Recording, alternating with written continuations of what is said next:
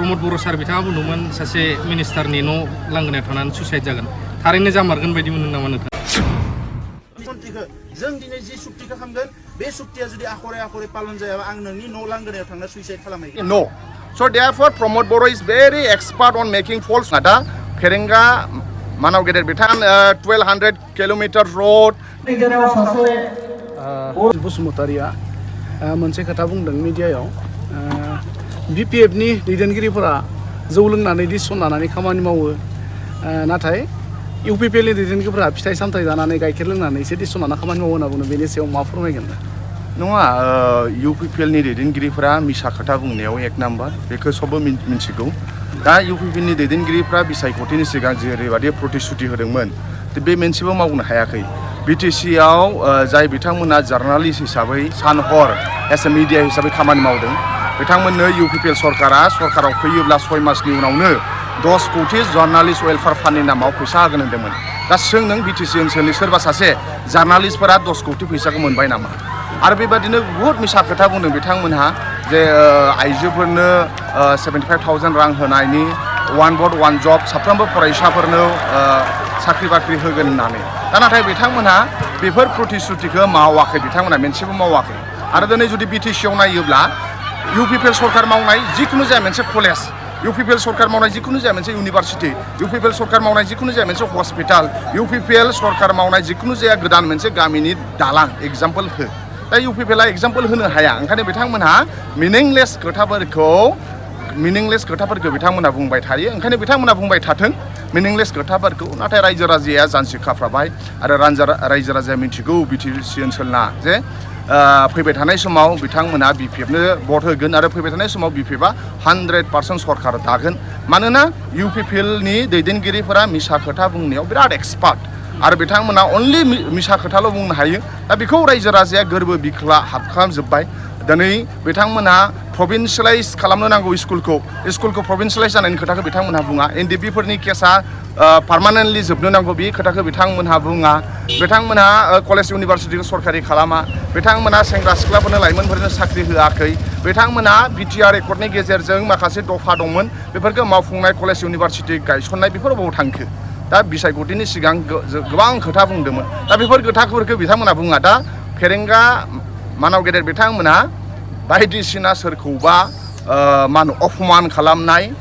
सोरखौबा लाजि फोनांनाय बे UPPL सरकारा रायजो राजानि मोजां खामानि मावनो रोङा ओनसोलनि जौगानाय खामानि मावनो रोङा बिथांमोना सोरखौबा अपमान खालामनाय सोरखौबा डाउन देखायनाय बेयाव बिथांमोना बिराद अस्ताद बेनि गेजेराव मोनसे सोंथि थांनाय 4 बोसोराव UPPL आ 1200 किल'मिटार लामाफोरखौहाय मोजां खालामनायदों नाथाय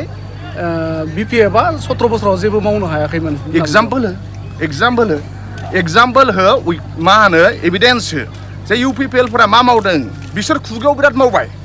बिथांमोना खुगायाव इउनिभारसिटि गायसनबाय BTC आव बिथांमोना खुगायाव गोबां सेंग्रा सिख्लानो साख्रि होबाय बिथांमोना खुगायाव लामा दालां बानायबाय नाथाय बेयाव बिथांमोना एग्जाम्पल होनो हाया एग्जाम्पल हो नोंसोर बबेखौ मावदों खालि बिथांमोना फिउचार इम्पसिबल टेन्सखौल' बुंबाय थायो जे जों मावगोन आरो बेयाव 5 बोसोरा थांसिगोन दा ओंखायनो बिथांमोनहा खुगायाव बुङो हापाट्टा होबाय खुगायाव बुङो लामा बानायबाय खुगायाव बुङो दालां बानायबाय खुगायाव बुङो इउनिभारसिटि कलेज गायसनबाय खुगायाव बुङो साख्रि होबाय होननानै खुगायाव बुङो BTC नि कन्ट्रेक्टरफोरनो खामानि होबाय होननानै दा ओंखायनो बेखौ रायजो राजाया मिथिगौ ओंखायनो जों खुगायाव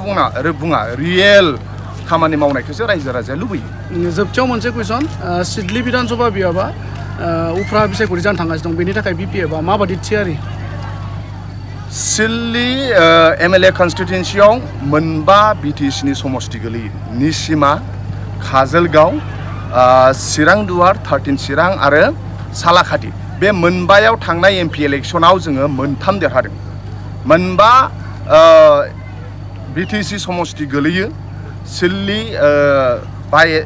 समष्टिनि बाय इलेक्सनाव मानो होनबा फुरनायावसो जागोन नालाय गोदानाव जाया फुरनायाव बे फुरनायाव जोङो थांनाय MP इलेक्सनाव MP आव जेनदोंब्लाबो जों 3 समष्टियाव जों देरहादों ओंखायनो रायजो राजाजों 3आव देरहादों 2याव जों एसे खमाव थादों ओंखायनो जोङो दा 3आव बारा देरहानानै जों दंखायो ओंखायनो जों आसा खालामो जोंनि BPF नि प्राइमारि लेभेलनि ब्लक लेभेलनि मावथि बिथांमोना सान हर खस्थ' मावगासिनो दं मैयाबो आंबो सालाखाथियाव मिटिं खालामहैदोंमोन ओंखायनो आं सानो जोङो बे मा होनो सिल्ली समस्थियाव जे बाय इलेक्शन जागोन बाव BPF नि केन्डिडेटआ देरहागोन आरो रायजो राजाया जिहेतु BPF खौ लुबैबाय ओंखायनो BPF नो भट होनो थाखाय बिथांमोना आथुर जानानै दङ आरो बिथांमोननि गोरबो बिखायाव मानाव गेदेर हाग्रामा महिलारि सारखौ पावाराव लाबोफिननानै हाग्रामाखौ पावाराव लाबोफिननानै बे ओनसोलनि आंखाल बे ओनसोलनि सेंग्रा सिख्लानि दुखु बे ओनसोलनि रायजो राजानि दुखु बे ओनसोलनि आबादारिफोरनि दुखु बे ओनसोलनि फरायसाफ्रा साख्रि नागिरना मोनाखै बेफोरखौ मोनफ्रोमखौबो मा होनो फोजोबजोबनो थाखाय फोरोंगिरिफोरखौ मान सनमानै मोजाङै समाजनि थाखाय खामानि मावहोनो थाखाय आरो जोंनि साफ्रोमबोनि जेंनाखौ फोजोबनो थाखाय आरो BTC-खौ मोनसे पावारफुल आरो BTC-खौ बासायनांगौनि थाखाय BTC-आ जोंनि देश आरो बे देशखौ बासायनांगौआ साफ्रोमबो BTC-आव रायजो जानाय साफ्रोमबो दैदेनगिरि आरो मानसिफोरनि बिबान हिसाबै फैबाय थानाय बिसायख'थिया मा होनो BTC बासायनांगौआव जागोन ओंखायनो बियो बाय इलेक्शननिफ्रायनो जागायगोन आरो 2025आ BPF-नि जागोन आरो मानाव गेदेर हाग्रामा महिलारि सारा फिन खनसे शिफ्ट जाफिनगोन बे 100% जौखोन्दो सैथो सार नोंथाङा गोबांथार फिननाय होबाय बिनि गेजेरावबो नोंथाङाबो मोनसे समाव दुलाराय बर' फरायसा आफादनि बेकग्राउन्डनिफ्राय फैनाय दा जों दिनैसिमबो मोनसे भिडिअखौ गोसारबाय थानाय नुनो मोनो BTR एग्रिमेन्टआ आखरे जाजोबाब्ला प्रमद बर' सार बिथाङा बुंदोंमोन सासे मिनिस्टारनि न' लांगोनायाव थानानै सुइसाइड जागोन थारैनो जामारगोन बायदि मोनो नामा नोंथाङा प्रमद बर' he is a very clever in making false promise माने प्रमद बर'आ he is a very clever and he is a very expert on making false promises whatever he said before election he did nothing he made lots of promises he said that he will give one vote one job to every student but now students are asking where is job but they did not reply them and also Pramod Boro said that before election he said that after forming government he will give every journalist those who are working in BTC they will give that 10 crore did journalists of BTC get that money no so therefore Pramod Boro is very expert on making false promises and now people fed up on Pramod Boro so now people decided that next incoming elections people will cast vote to BPF and every section of BTC students fed up on UPPL government teachers fed up on UPPL governments and those who are businessmen and owner they also fed up on UPPL government so I think that whatever Pramod Boro had said earlier he forgot everything if he said today he will do another tomorrow before agreement where we were in Delhi that time he made lot of promises but now he forgot everything after forming government also he forgot everything when we were in Delhi that time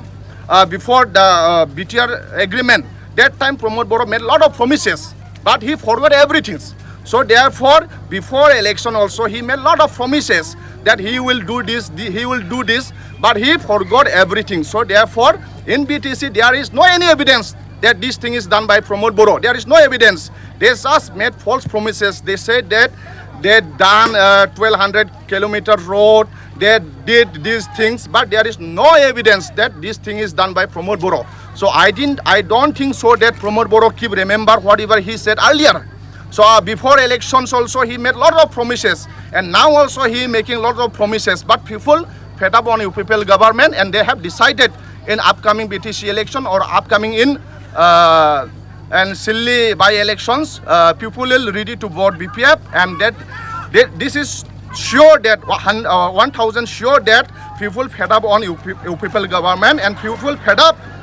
the way UPPL behaving the way UPPL they are telling lie in front of the people so therefore I don't think so that whatever Pramod Boro had made promises he will remember he forgot me we were that time colleague of Pramod Boro